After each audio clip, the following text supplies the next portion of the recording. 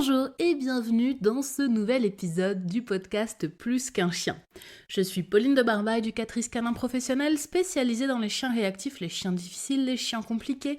Et si aujourd'hui vous avez un chien qui vous pose souci dans certaines situations, un chien qui a tendance à avoir des comportements qui vous semblent inadaptés, exagérés, difficiles à contrôler, eh bien vous êtes au bon endroit parce que aujourd'hui, dans Plus qu'un chien, on va parler d'un concept ultra important qui sont les tunnels de comportement. Alors, peut-être qu'il s'agit d'un concept qui n'est pas familier pour vous, et en ce cas-là, il n'y a pas de souci, je vais vous l'expliquer tout de suite. Un tunnel de comportement, c'est quoi ? C'est dans une situation donnée, face à quelque chose qui va se produire, quand mon chien va devoir faire le choix entre deux comportements. Imaginons que mon chien soit tranquillement en train de se promener avec moi au bout de la laisse, et d'un seul coup apparaît au fond un autre chien qui est également en train de se promener avec son humain. Une situation familière qui devrait normalement vous parler. À ce moment-là, on pourrait imaginer que votre chien n'a que deux choix. Alors évidemment, il y en a beaucoup plus, mais nous, dans notre exemple, on va en prendre que deux.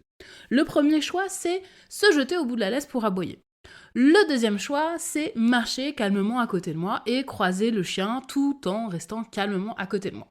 Donc on va avoir ces deux choix, ces deux possibilités qui vont s'offrir à mon chien. Qu'est-ce qui va faire que mon chien va choisir l'une des possibilités plus que l'autre ? Eh bien c'est à quel point le tunnel de comportement qui est lié à cette possibilité-là est important ou pas.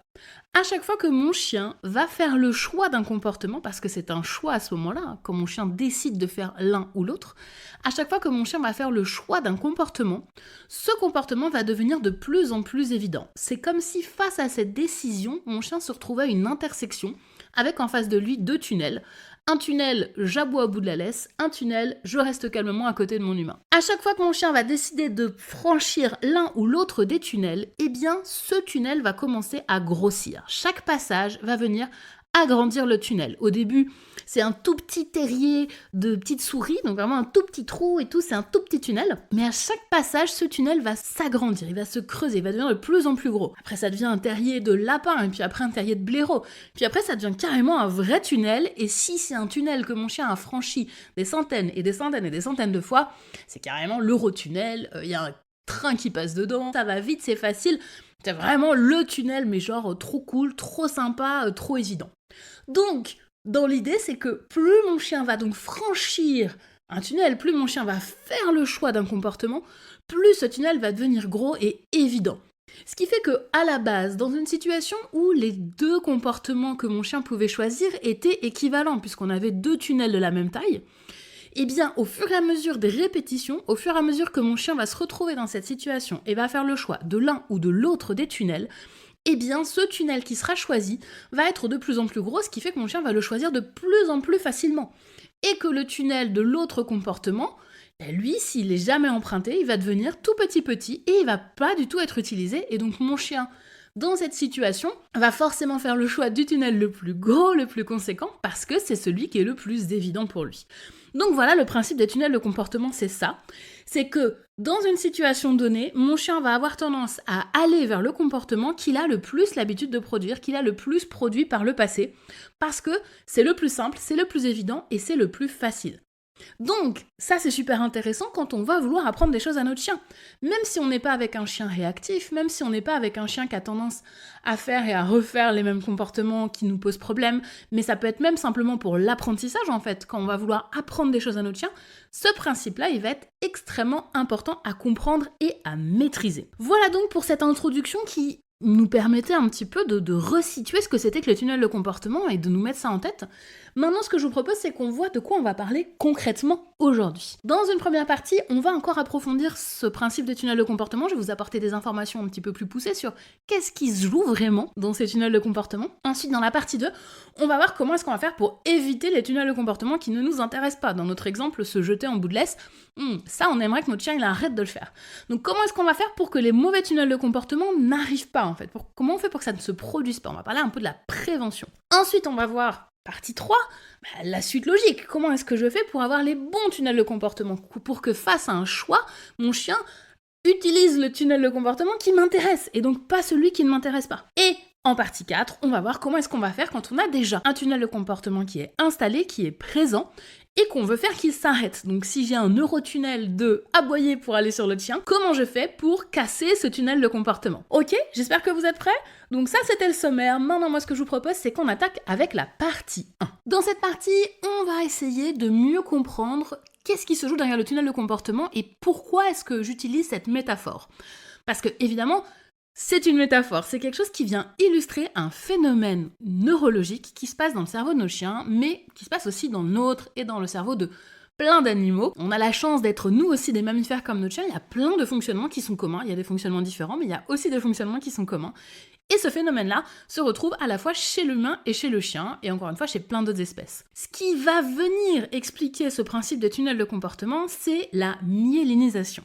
La myélinisation, c'est le fait que entre deux connexions dans notre cerveau, entre deux neurones, eh bien, on va avoir une gaine de myéline qui va venir se mettre autour, et cette gaine de myéline, elle va venir améliorer la connexion entre deux neurones. Donc attention, je suis pas neurologue, je suis pas du tout du domaine médical, donc je fais énormément de vulgarisation ici. Bien entendu, c'est sûrement beaucoup plus complexe et beaucoup plus fin que ça, mais là, l'idée, c'est vraiment de vous donner les clés pour que vous compreniez ce qui se joue. Si vous avez envie d'aller creuser, vous pouvez tout à fait le faire et chercher des informations complémentaires. Moi, mon but, c'est de vous montrer que ce principe-là, il se retrouve directement dans le cerveau de notre chien. C'est-à-dire, c'est pas juste une hypothèse, une idée, une théorie, c'est concrètement ce qui se passe dans la tête de nos chiens. Donc cette myéline, cette gaine qui va venir améliorer la connexion entre les terminaisons nerveuses, elle va faire que ces différentes stimulations, elles vont se faire de plus en plus facilement. Plus la connexion va être stimulée, plus elle va être sollicitée, plus la gaine va grossir. Donc c'est exactement cette image du tunnel de plus j'utilise une connexion, plus elle devient rapide, efficace, parce qu'elle est de plus en plus sollicitée, la gaine de myéline est de plus en plus épaisse, et donc le passage se fait de mieux en mieux. À l'inverse, quand il va y avoir des connexions qui ne vont plus être stimulées, eh bien la gaine de myéline, elle va diminuer, ce qui va faire que le traitement sera moins efficace, sera moins rapide et donc fonctionnera beaucoup moins bien. Donc c'est ça qui se passe dans la tête de notre chien dans une situation donnée où il va avoir le choix entre différents comportements, entre différentes décisions. En fonction de l'état de la myélinisation de ces différentes connexions nerveuses, eh bien il fera le choix de l'un ou de l'autre, parce que ce sera ce qu'il aura eu le plus l'habitude de faire. C'est super important d'avoir cette notion d'habitude et de répétition. Plus un comportement se produit, plus il y a de chances qu'il se produise. Et ça, c'est indépendamment même de toute forme de renforcement qui peut se produire après. Donc si mon chien il fait quelque chose et que ça lui apporte quelque chose de désagréable, même si le truc qu'il lui apporte est désagréable, s'il n'a pas d'autre option, s'il n'a pas d'autre tunnel de comportement sous la main, il va forcément faire ce truc-là. Donc, quand mon chien va se jeter sur un autre chien quand il est en laisse, ou quand mon chien va sauter sur les invités, ou quand mon chien va vouloir courir après les voitures, voilà, prenez n'importe quel comportement qui vous pose problème. À chaque fois que mon chien va faire ça, il va le faire parce que dans cette situation donnée là, quand il a les informations que lui donne l'environnement à ce moment-là, c'est la chose pour lui qui est la plus évidente à faire parce qu'il l'a fait déjà des dizaines et des dizaines et des dizaines et des dizaines de fois. Donc ça, c'est super important à comprendre en termes de prévention. On doit absolument faire attention aux comportements que notre chien va pouvoir produire. Et surtout, quand ces comportements se produisent, est-ce qu'ils se répètent? Est-ce qu'ils reviennent? Parce que plus ils vont revenir, plus il y a de chances qu'ils reviennent. Et on va venir créer comme ça des habitudes qui vont s'ancrer, des tunnels de comportement qui vont s'ancrer et qui vont devenir de plus en plus gros. Et le problème, c'est que plus ils sont gros, plus c'est difficile après d'avoir à côté un autre tunnel de comportement qui sera aussi équivalent, voire même plus gros pour que mon chien fasse le choix de ce tunnel-là. Parce que c'est ça qui se passe en fait, c'est que plus l'historique est important, plus c'est difficile de l'enlever. Alors ça veut pas dire que c'est impossible, mais c'est forcément beaucoup plus long. Donc, sur les tunnels de comportement, sur la myélinisation, l'idée c'est de se rendre compte que la répétition crée le comportement. S'il y a un comportement aujourd'hui qui me pose problème, la première chose que je dois faire, c'est éviter que ça se reproduise. Ce qui nous emmène à la partie 2 de cet épisode. Comment on va faire pour éviter les mauvais tunnels de comportement? Comment est-ce que je vais faire pour éviter que mon chien se jette au bout de la laisse sur l'autre chien? Pour que mon chien ne saute pas sur les invités? Pour que mon chien n'aboie pas au portail? Comment je peux faire tout ça? Eh bien, la première chose qu'il faut que je fasse, c'est que je fasse en sorte que pour mon chien, ce comportement-là soit le moins évident possible. Qu'il n'y ait quasiment aucune chance que mon chien fasse le choix de ce comportement-là. Et là, évidemment, ça va dépendre de chaque chien, de chaque situation, et il n'y a pas de règle de dire, voilà, il faut faire comme ci, il faut faire comme ça, parce qu'il faut l'adapter à chaque environnement, à chaque moment. Mais dans l'idée, on va vraiment faire en sorte que le chien ne puisse pas produire ce comportement. Donc je vais vous donner un exemple que moi j'ai vécu avec Sky. C'est parce que Sky a été dans ma vie que ce podcast existe, donc je vais vous donner un exemple que moi j'ai vécu avec lui. Ça va vous permettre de vous donner aussi, je pense, des pistes et des choses que vous allez pouvoir mettre en place avec vos propres chiens. Petite historique pour Sky. Quand j'ai eu Sky, j'habitais en ville, donc une petite maison de ville avec un minuscule jardin qui devait faire 40 mètres carrés, qui était clos par des grands murs. Donc voilà, vraiment pas un jardin très stimulant, on va dire. Et puis devant chez nous, passer la route, on était juste à côté de la gare, donc une rue assez passante, mais il n'avait pas forcément le visuel sur tout ça. Par contre, ce que je savais, en étant en ville, c'est que mon chien était très excité par les voitures, les vélos, les joggers, les cyclistes, etc. C'était quelque chose qui était difficile pour lui, parce que dès que je sortais de chez moi, j'étais directement dans la circulation, dans le monde. Donc forcément, j'avais déjà repéré que les véhicules, c'était compliqué. Mais c'était des moments de balade, c'était assez court et ça restait gérable. On pouvait très rapidement en passer à autre chose et ça allait. Et il se trouve que j'ai eu la chance, en ayant Sky, de pouvoir acheter ma toute première maison. Et cette toute première maison, peut-être parmi vous, il y en a qui l'ont connue à Agonge, ceux qui sont venus en stage à l'époque dans cette maison dans l'Allier. Dans cette maison, j'avais 1 hectare de terrain, donc c'était la folie comparé à mon petit jardin de ville. Et une partie de ce terrain était clôturée devant ma maison, c'était mon jardin dans lequel voilà, j'allais pouvoir mettre mon chien à l'époque, puisqu'à l'époque je n'avais que Sky. Là c'était le jardin pour Sky. Donc le jour du déménagement, on est tout content, il y a ma famille, mes amis qui viennent me donner un coup de main, on charge le camion, on met les cartons, on met Sky aussi, et on part à la maison. Et voilà, donc on se dit il fait beau, tiens on va mettre Sky dans le jardin pendant qu'on emmène les cartons. Il est mignon, de toute façon il va pas sortir, on peut le laisser ouvert et tout, donc on va le laisser dans le jardin. Donc je mets Sky dans le jardin et on commence à faire les allers-retours avec nos cartons, sortir du camion, etc. Et d'un seul coup, je passe comme ça avec mon carton et j'entends une voiture qui arrive et qui va passer le long de mon terrain. Donc le terrain, il était clôturé, il y avait une grande haie de tuyas qui fermait vraiment le visuel et au milieu, un petit portail où là, on pouvait voir la route. Mais voilà, il n'y avait pas non plus un gros visuel sur la route. Et donc j'entends la voiture arriver. Et je regarde mon chien, et là je vois Sky, qui tout de suite a les yeux qui s'illuminent, genre « Oh, une voiture !» Son instinct, là, cette envie qu'il avait très forte de poursuivre les voitures se réveille, je le vois tout de suite. Ses oreilles commencent à se redresser. Et dès que la voiture arrive, il commence à partir en courant, et il remonte toute la grille, toute la clôture comme ça, en courant comme un fou, le long du terrain, en poursuivant la voiture. Heureusement, dans ce moment-là, j'avais déjà ces notions de tunnel de comportement, et je savais ce qui se passait. J'ai posé mon carton et tout de suite j'ai dit « Ah non, ça va pas le faire. On peut pas laisser faire ça, je peux pas le laisser là, courir après les voitures parce qu'il va y en avoir d'autres qui vont passer, ça va être la sortie des bureaux, tout le monde va passer dans cette route et tout. Je peux pas le laisser toute la journée courir après la voiture. » Parce que forcément, dans le jardin, dès que je vais le sortir, il va commencer à faire ça. Et ça, je veux pas, je veux que dans mon jardin, mon chien il soit calme, posé, détendu, c'est hors de question. Donc tout de suite, je pose mon carton, je prends Sky, je lui demande de venir, et donc il vient, je le mets dans une pièce, là où on passait pas, et puis on a continué à déménager, j'ai laissé tranquillement là. Et puis voilà, je suis tout de suite intervenue dès que j'ai vu ça, parce que connaissant mon chien, connaissant son historique, connaissant aussi les caractéristiques de sa race, parce que c'est un border collie, donc tout ce qui est mouvement, c'est très excitant. Et puis je savais que le mouvement l'excitait beaucoup déjà. J'ai tout de suite vu le potentiel à problème. Donc j'ai dit non, là c'est pas possible, ce qui est en train de se produire n'est clairement pas une bonne chose, donc on va pas faire ça. Donc j'ai enlevé Sky de cette situation immédiatement pour éviter que le tunnel, le comportement se crée en fait, et que dès qu'il soit dans le jardin et qu'il entende une voiture, il se mette à courir comme un fou le long du grillage. Là, c'est clairement une situation où j'ai évité un tunnel de comportement, j'ai évité que le tunnel de comportement se crée avant même qu'il arrive, avant même que ça devienne quelque chose de normal. Là, c'est arrivé une seule fois, donc il n'y a pas eu beaucoup de répétitions, c'est très bien d'intervenir dès la première fois si c'est possible. Après, parfois, c'est plus tard parce qu'on s'en rend pas compte tout de suite ou parce qu'on ne comprend pas tout de suite, c'est pas grave, mais l'idée, c'est vraiment, dès qu'on voit qu'il y a ça qui est en train de se mettre en place, c'est tout de suite intervenir. Donc là, j'ai dit, ok, tu vas aller dans ta pièce tranquille et tu vas attendre. Donc, le but quand on a un chien, c'est d'être capable d'analyser très rapidement si là, on est face à une situation où potentiellement les choses risquent de se répéter. Si par exemple, j'avais été dans le jardin d'un ami, et puis voilà, moi je continuais à vivre dans ma maison de ville, avec mon jardin où mon chien voyait pas du tout l'extérieur, et que ça avait été une journée comme ça où je me dis, ok, c'est que aujourd'hui, et puis demain je repars, mon chien va pas se retrouver de nouveau confronté à cette situation et tout, alors je l'aurais sans doute pas laissé courir après les voitures, mais j'aurais pas fait autant attention à me dire, non, là je veux pas qu'il associe le jardin, les voitures, voiture à ça. Donc si ça avait été un comportement qui aurait été ponctuel ou une situation qui aurait été ponctuelle, je me serais pas trop posé la question, parce que c'est pas grave, c'est ok, bon, il va faire ça 2-3 fois aujourd'hui, demain on s'en va, c'est ok. Là, c'était pas le cas, c'était une maison où j'allais rester, c'était ma maison, donc clairement les enjeux sont pas les mêmes. Donc il faut que je sois capable de dire dans une situation donnée, est-ce que ça c'est quelque chose qui risque de se reproduire ou pas.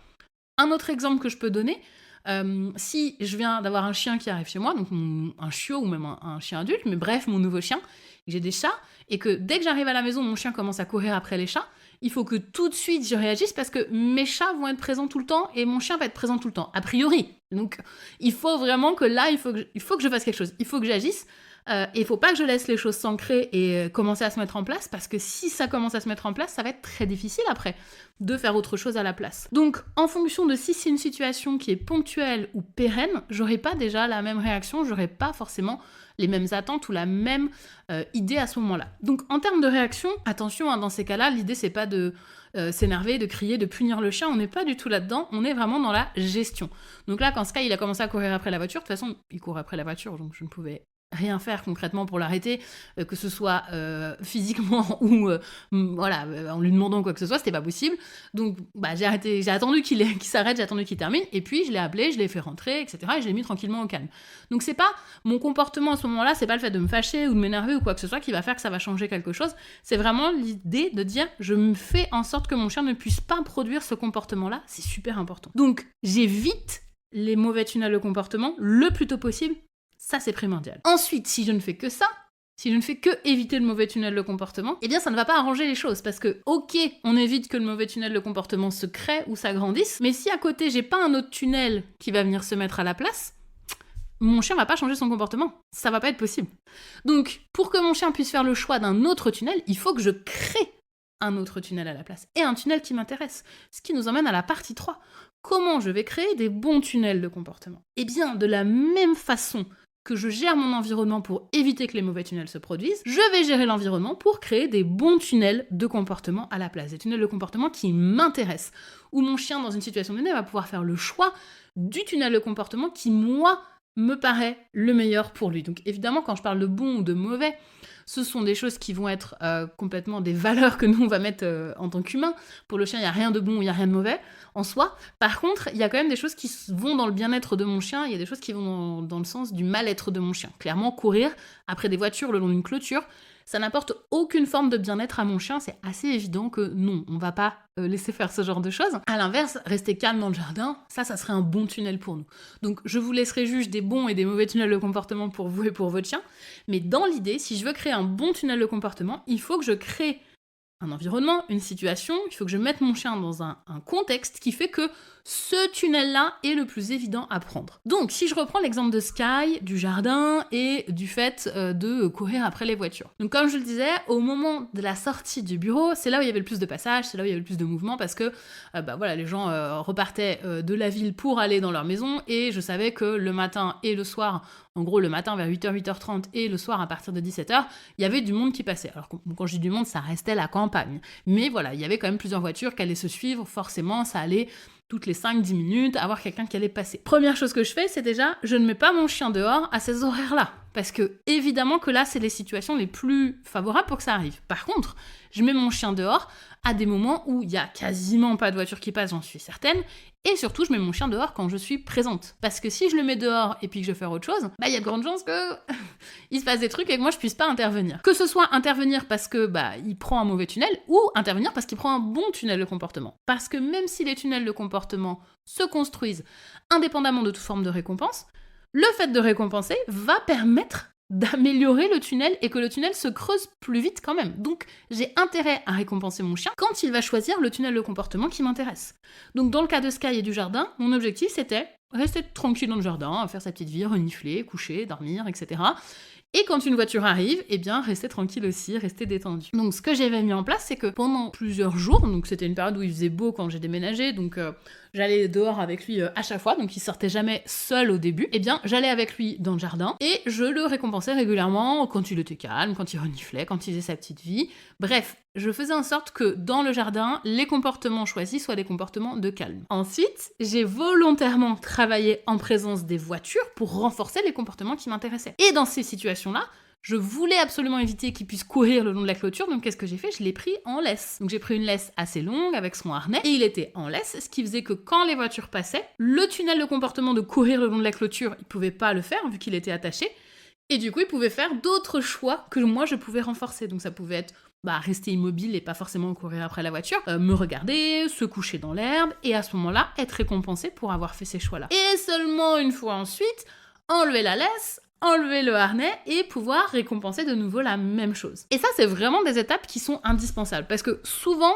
on n'a pas cette patience-là, en fait. On voudrait que le chien, tout de suite, il ait les bons comportements, il ait les bonnes réactions, il se comporte de la bonne manière. Mais c'est pas possible, parce que dans la situation donnée, le tunnel actuel, c'est l'autre comportement qui existe. C'est pas celui que nous, on veut. Si je reprends l'exemple du chien qui se jette sur les autres chiens en bout de laisse, si je mets mon chien en présence d'autres chiens et que je croise comme ça d'autres chiens, il va forcément se jeter en bout de laisse. Parce qu'il n'y a pas un autre tunnel de comportement à la place qui a été créé. Donc il faut d'abord que je crée mon tunnel de comportement qui m'intéresse, mais celui-là, je dois le faire en dehors de la présence d'un autre chien. Je dois le faire en dehors de la présence de la balade, peut-être même, ou même parfois de la laisse, parce que pour certains chiens, c'est la laisse qui va être aussi favorable à l'apparition des comportements. Ça, c'est un truc dont on parlera, c'est sûr. La laisse, hyper important quand on a un chien réactif, il y a beaucoup de travail à faire avec, et souvent on le fait pas du tout, et on crée encore plus de réactivité. Quand j'ai un chien qui se jette sur les autres chiens, je peux pas créer un nouveau tunnel de comportement qui m'intéresse en présence des autres chiens. C'est pas possible, parce que en présence des autres chiens, le comportement que mon chien va vouloir faire, c'est se jeter sur les autres chiens. Donc d'abord, je crée le tunnel qui m'intéresse, comme moi avec Sky dans le jardin quand il n'y avait pas de voiture, et là avec mon chien, quand il n'y a pas d'autres chiens. Donc qu'est-ce que je veux que mon chien fasse quand je croise un autre chien ? Alors là, c'est vous qui décidez, c'est pas moi qui vais vous le dire, mais ça peut être me regarder, marcher tranquillement à côté de moi, rester assis, peu importe. Et ce truc-là, il faut déjà qu'il soit construit, et qu'il soit bien construit dans plein d'autres situations, et que mon chien en fasse le choix. Et ça, c'est aussi très important. On en parlera, je pense, dans un prochain épisode, parce que sinon celui-là va durer des heures, mais c'est très important que le chien fasse le choix de lui-même. C'est-à-dire, je ne vais pas lui dire assis, couché, ou je ne sais quoi, c'est que le chien se dise « Ah, il se passe ça », donc je fais ça. Par exemple avec Sky, toujours, quand on croisait des vélos, des joggers, des voitures, des véhicules, etc., qu'il était en liberté, je lui avais appris à se coucher instantanément, sans que je lui demande. Il n'y avait pas besoin de lui dire ce qu'il était censé faire, il savait ce qu'il devait faire, le tunnel de comportement, il était existant, il n'y a pas besoin que je demande quoi que ce soit. Dans cette situation-là, il sait « je me couche ». Ou par exemple avec Sunny, donc ma cocker, pour elle, dans cette situation similaire, elle va revenir vers moi. Encore une fois, c'est pas des choses que je vais demander, c'est des choses que mes chiens font spontanément, qui choisissent de faire spontanément, sans que j'ai besoin de leur demander. Pas par magie, pas parce qu'ils sont hyper forts, même s'ils sont très forts, mes chiens, parce que je suis leur première fan, évidemment, mais voilà, ça reste des chiens. Donc forcément, ils feront au naturel des trucs qui sont pas forcément ce qu'on attend d'eux. Donc dans l'idée, c'est par l'entraînement et par le travail que je peux obtenir ce genre de choses. Et c'est tout à fait possible, et c'est très simple de le faire. Et surtout quand on le fait, ça permet d'avoir un chien qui va être attentif, qu'on va pouvoir lâcher même s'il est réactif, qu'on va pouvoir emmener partout, parce qu'on sait qu'on peut lui faire confiance. On sait qu'il va être capable de choisir le bon tunnel de comportement. Donc ça, c'est vraiment quelque chose pour moi qui est primordial, et c'est un des premiers trucs que je apprends à mes élèves dans Relax Max. Donc Relax Max, c'est mon programme qui est dédié aux personnes qui ont des chiens réactifs, des chiens difficiles, des chiens qui ont des problèmes, et c'est vraiment un truc qu'on apprend dès le début, c'est on va apprendre à notre chien à décider des choses, et on va l'aider à prendre ses bonnes décisions, et on va le récompenser quand il prend ses bonnes décisions, et on va pas essayer d'être toujours dans le contrôle ou de lui dire quoi faire. Alors bien sûr, on veut que nos chiens ils nous écoutent quand on leur dit quelque chose, quand on les rappelle, quand on leur demande de se coucher, n'importe quoi. Évidemment, on veut qu'ils soient capables de le faire, c'est important, ça nous aide pour plein de trucs, mais on veut aussi que d'eux-mêmes, ils soient capables de prendre des décisions, et c'est ça qui permet d'avoir des chiens aussi qui vont être encore plus attentifs, encore plus à l'écoute, parce qu'ils sont dans le contrôle de ce qu'ils font. Ils n'ont pas besoin que ce soit moi qui contrôle. Ça aussi, c'est une thématique qu'on développera dans un prochain épisode, parce qu'il y a tellement de choses à dire. Si on vient sur l'idée de nos bons tunnels de comportement, ça va passer par de l'entraînement, par du travail progressif, par une mise en situation progressif. Ça demande un petit peu de patience, un petit peu de travail, mais derrière, ça change tout. Moi, après ces 15 jours, peut-être même 3 semaines avec Sky, et derrière, j'avais un chien qui pouvait rester dans le jardin sans courir après les voitures pour tout le reste de sa vie. Oui, c'était un petit peu contraignant pendant quelques temps, mais derrière, le jeu en valait largement la chandelle. Donc, les bons tunnels de comportement, c'est vraiment mon objectif numéro 1, c'est ce sur quoi je dois me concentrer systématiquement. Comment je crée chez mon chien les tunnels de comportement qui sont intéressants. Parce que si on est focus uniquement sur comment j'évite les mauvais, je suis pas en train de créer quelque chose, je suis juste en train d'essayer d'éviter les problèmes. Alors éviter les problèmes c'est important, vous l'avez compris, mais qu'est-ce que je veux à la place ? C'est encore plus important. Donc mon focus, il doit être vraiment, vraiment là-dessus. Maintenant, si aujourd'hui vous avez un chien qui a déjà un énorme tunnel de comportement dans quelque chose, et un tunnel de comportement que vous voulez casser, on va voir comment est-ce qu'on va faire. C'est la partie 4 de cet épisode. Parce que je pense que là, vous êtes en train de vous dire « Ah bah oui, là je vois telle situation pour mon chien, il y a un énorme tunnel de comportement. » C'est-à-dire qu'à peine la situation se produit, mon chien, clac, il a déjà fait le choix de faire un truc.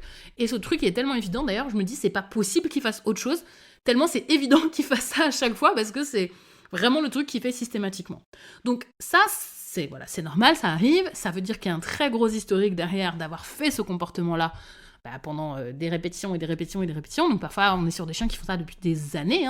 Moi, par exemple, dans Relax Max, on a des chiens tous les ans qui ont 10, 11, 12 ans et parfois qui ont 10, 11, 12 ans de réactivité derrière eux, quoi. Donc c'est des choses qui sont là depuis longtemps, mais c'est pas pour autant qu'on peut pas améliorer les choses.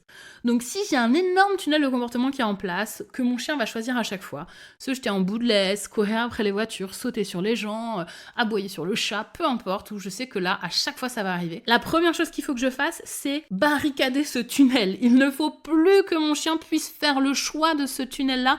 C'est hyper important.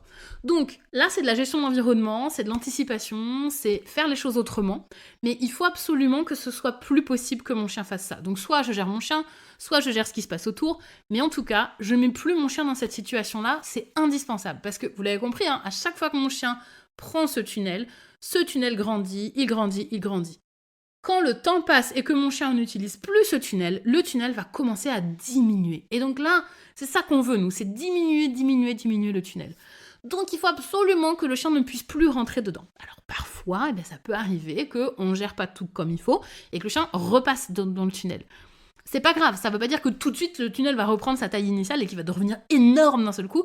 Non, vous avez de la chance, c'est pas le cas, ça va revenir un petit peu plus, mais pas comme c'était à l'état initial. Mais malgré tout, l'idée c'est vraiment qu'on évite ça. On évite que le comportement puisse se reproduire et se reproduire et se reproduire encore. Donc ça c'est vraiment la première chose. Barricadons ce mauvais tunnel.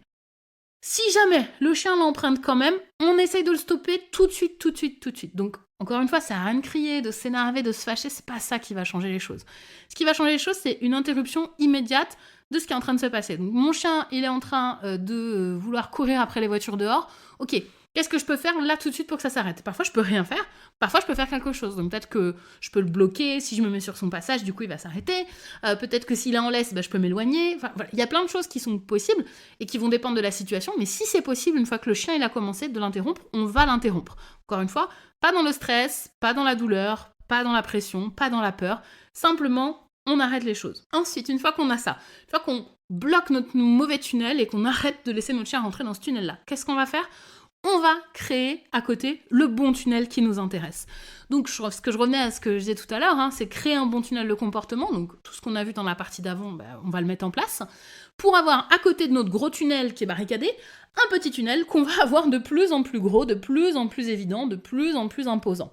Donc, notre idée, c'est qu'on va faire grossir ce bon tunnel, on va le faire devenir de plus en plus gros, de plus en plus large, tout en faisant diminuer à côté le mauvais tunnel, le faire devenir de plus en plus petit, de plus en plus insalubre, de plus en plus pas attirant, quoi, vraiment. Et donc c'est vraiment quand le grand tunnel, le bon tunnel va devenir beaucoup plus gros que le mauvais, qu'on va pouvoir commencer à se dire, ok, là on est sur quelque chose qui nous intéresse. Pour mon chien, dans cette situation donnée, le fait de choisir le bon tunnel, c'est ça qui va être le plus évident pour lui. Et le mauvais va être de moins en moins présent et va être de moins en moins attirant. Donc je dois créer chez mon chien le tunnel de comportement qui m'intéresse. Et ça, on va le faire, comme je disais, par le travail, par la gestion de l'environnement, par le fait de mettre en place ce qui va être nécessaire pour que mon chien se dise « Ah, mais il est possible de faire autre chose !» Je suis pas obligée de me jeter sur les autres chiens que je croise en laisse. Ah, mais j'étais pas au courant, je savais pas. Parce que parfois, pour les chiens, c'est vraiment ça. Ils savent même pas qu'il y avait une autre possibilité. Tellement de fois ils l'ont fait, ils se rendaient même pas compte que, ah oui, en fait, je peux croiser tranquillement un autre chien. Personne me l'avait dit, en fait, j'étais pas au courant. Donc, nous, on va venir dire, si, regarde, voilà ce qui est possible. Et tu vas voir comme, en plus, ce qui est possible est plus confortable pour toi, et plus agréable pour toi. Du coup, tu vas y gagner. Ça va être vraiment cool pour toi de faire ce choix-là plutôt que l'autre. Voilà ce que j'avais à vous dire aujourd'hui sur les tunnels de comportement. Alors, peut-être que là, c'est un peu flou dans votre tête. Vous dites, mais attends, je comprends pas trop où elles vont venir. C'est pas forcément clair, etc. Pas d'inquiétude, c'est des choses qu'on va développer dans les prochains podcasts, notamment sur le fait de travailler son chien, d'entraîner son chien pour créer le bon tunnel. Parce que le bon tunnel va pas venir comme ça, par le Saint-Esprit du chien, il va pas venir comme ça par magie, ça va demander en fait d'apprendre au chien ce qu'on est censé, ce qu'on attend de lui en fait, ce qu'il est censé faire. Donc ça, si vous êtes un peu curieux du sujet et si vous avez envie de voir ce qui est possible de faire, vous pouvez, si vous le souhaitez, rejoindre mon programme gratuit qui s'appelle Objectif Chien Relax, dans lequel je viens approfondir ce sujet des tunnels de comportement et dans lequel on voit également des exercices qui nous permettent de créer d'autres tunnels à la place.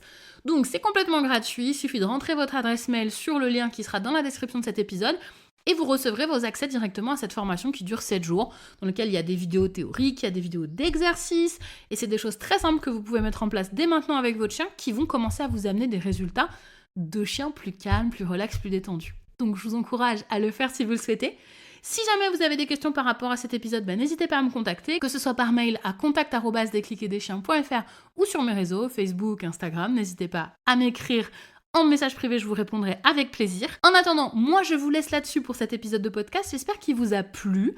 Dans les prochains, on va pouvoir encore approfondir ce sujet de la réactivité, du comportement, de ce qui se passe dans la tête de nos chiens. Donc moi j'ai vraiment hâte de vous présenter la suite. N'oubliez pas de vous abonner sur votre plateforme de podcast, ça vous permet de recevoir les notifications quand les épisodes sortent. Je vous souhaite une excellente journée et souvenez-vous que celui qui marche à vos côtés, dans les joies comme dans les épreuves, est bien plus qu'un chien. À bientôt!